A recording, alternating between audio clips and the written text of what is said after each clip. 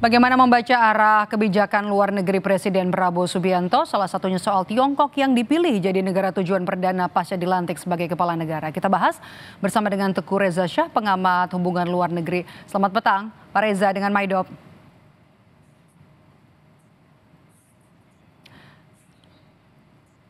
Selamat sore Kompas. Ya. Selamat sore Kompas TV. Pak Reza, Tiongkok jadi negara yang diprioritaskan oleh Presiden Prabowo Subianto jadi tujuan perdana, bahkan dikatakan sebagai mitra yang sangat penting. Bagaimana hal ini kemudian bisa mempengaruhi kerjasama kedua negara? Terima kasih.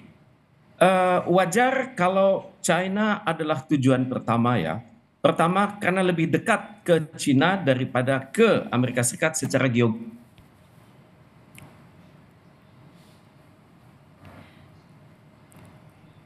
Halo, selamat sore. Ya, silakan. Silakan lanjutkan kembali, Pak Reza. Halo, selamat sore. Ya, kami sudah bisa. Secara geografis lebih dekat Indonesia ke China daripada ke Amerika Serikat. Walaupun kedua negara ini adalah sama-sama adik kuasa.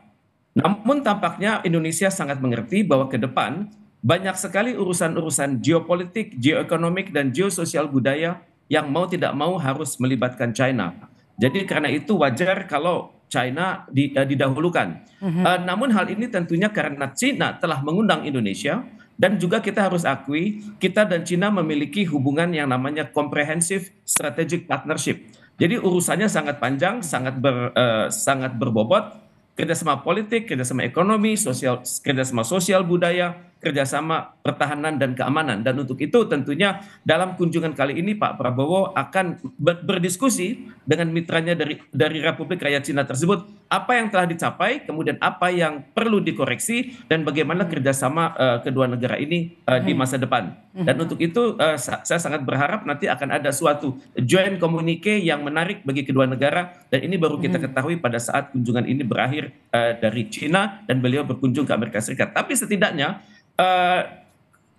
Pak Prabowo telah banyak melakukan perbaikan, telah melakukan banyak pekerjaan rumah karena China ini adalah negara yang pertama dikunjungi setelah beliau terpilih dan juga adalah negara yang pertama beliau kunjungi setelah dilantik. Dan tentunya selain China, Pak Prabowo telah berkunjung ke banyak negara, sekitar 18 negara, dan untuk itu beliau tentunya sudah memiliki strategic map apa yang bisa dilakukan dengan China pada level bilateral, pada level trilateral bersama Amerika Serikat, dan pada level kuadrilateral bersama Rusia dan bersama negara-negara yang lainnya. Oke, dengan lawatan perdana ini Pak Reza, maaf saya potong, bagaimana kita kemudian membaca peta Indonesia dalam kondisi geopolitik dalam lawatan ini?